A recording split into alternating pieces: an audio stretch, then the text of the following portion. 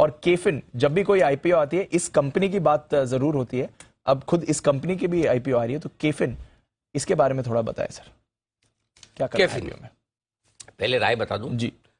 यहाँ पर long term के लिए पैसा लगाने की राय है, लिस्टिंग गेन के लिहाज से नहीं। और आजकल आप लोग सोच रहे होंगे कि आजकल सर है ना, लिस्टिंग गेन के लिहाज से बोलते ही नहीं है, कब बताएंगे लिस्टिंग गेन के लिहाज से? तो भाइयों, बात ऐसी है कि लिस्टिंग वाले जो पटाखे छूटते थे, फायरवर्क्स जो होते थे, अनाप शनाप लिस्टिंग होती थी, वो जमाने गए। अब वो लिस्टिंग वाले बात रही नहीं, क्योंकि अब आजकल क्या है कि HNI एप्लीकेशन के 2 टुकड़े हो गए, फंडिंग वाली एप्लीकेशन कम लगती है, तो पहले की तरह लिस्टिंग वाला जो फन था वो फन चला गया। अब आपको है ना इन्वेस्ट करना है। पहले चांस लेते थे कि लग गए, ठीक है, अलॉटमेंट मिल गया तो बड़े पैसे बन जाएंगे, लिस्टिंग मजबूत हो गई।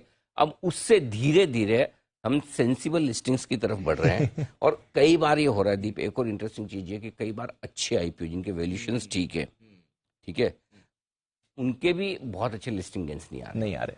yes. जो जिस तरह का रेस्टोरेंट, अभी कौन सा वो 35 गुना भरा था इशू जो नीचे लिस्ट हो गया, जिसकी हम बात भी कर सकते, मैं नाम भूल गया। हाँ, तो कुल पिछले हफ्ते की बात है। तो इश्यू अच्छे होने के बाद, तो इसलिए पहली चीज तो ये कि आपको इन्वेस्टमेंट के तौर पर देखना, और वो देखकर अगर लिस्टिंग में पैसा बन जाए तो अच्छी बात है, क्या गया। तो आई थिंक उस हिसाब से एंकर बुक इनकी जो बनकर आई है अच्छी नजर आ रही है। वैसे एंकर बुक भी मैंने देखी है, लेकिन पहले बता दूं क्यों ये कंपनी पसंद है, वो आप नोट कर लीजिए। इसके एक से ज्यादा कारण है, कुछ चीजें काफी अच्छी है कंपनी के बारे में।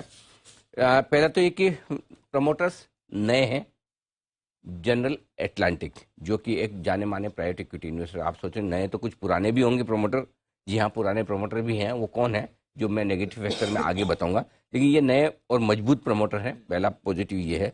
दूसरा पॉजिटिव ये है कि कंपनी का जो बिजनेस है वो बहुत ही स्ट्रॉन्ग और लीडरशिप है। 2 ही कंपनियां इस बिजनेस में, एक कैम्स है और दूसरी कैफिन है, लिस्टेड स्पेस में, और ये लगभग 40% मार्केट शेयर रखते हैं।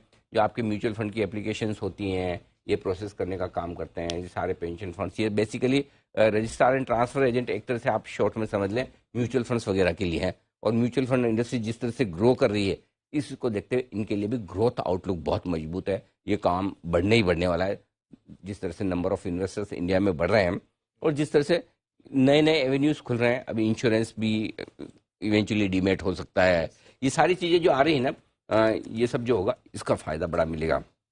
फाइनेंशियल मजबूत है कंपनी के, लगातार प्रॉफिट मेकिंग कंपनी है, रेवेन्यूज बढ़ रहे हैं, रेशियोज अच्छे हैं, तो कहीं कोई दिक्कत वाली बात है नहीं। ये सारे पॉजिटिव। ठीक है, अब आइए नेगेटिव। नेगेटिव वही जो मैंने कहा कि नए प्रोमोटर, इसका मतलब कोई पुराने प्रोमोटर, और इनके पुराने प्रोमोटर थे वो है कार्वी।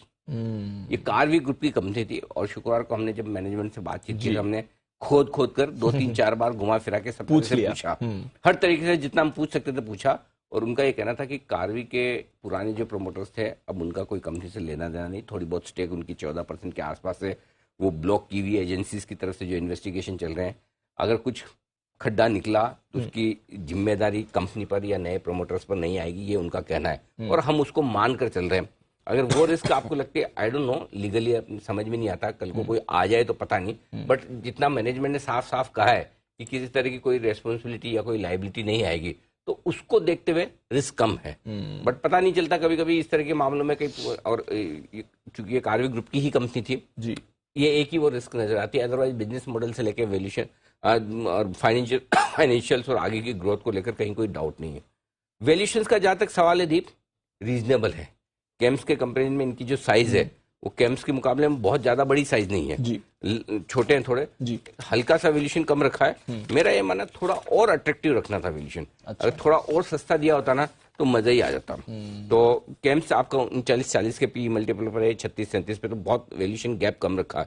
इस वजह से भी मैं लिस्टिंग गेन्स की लिहाज से नहीं देख रहा। अच्छा। तो आपके पास 2 तरीके हैं, या तो लॉन्ग टर्म के लिए लगाएं, या आप लिस्ट होने के बाद और ले सकते हैं, या आपके लिए केफिन टेक्नोलॉजीज पर आए। ठीक है, तो लॉन्ग टर्म के लिए लगाइए, लिस्टिंग के बाद ही लगा लीजिए। कंपनी अच्छी है, आईपीओ अच्छा है, बस वही है थोड़ा रीसेंट एक्सपीरियंस। और यूनिपार्ट था बाय द वे सर, जिस आईपीओ की बात करते हैं, 25 टाइम जो सब्सक्राइब हुआ था, करेक्ट, बट लिस्टिंग गेन्स नहीं मिले। इनफैक्ट लिस्टिंग के बाद तो स्टॉक थोड़ा प्रेशर में ही दिखा। खैर, इस आईपीओ में, केफिन में, आप लंबी अवधि के लिए या लिस्टिंग के बाद पैसे लगाएं, ये है अनिल जी की सलाह।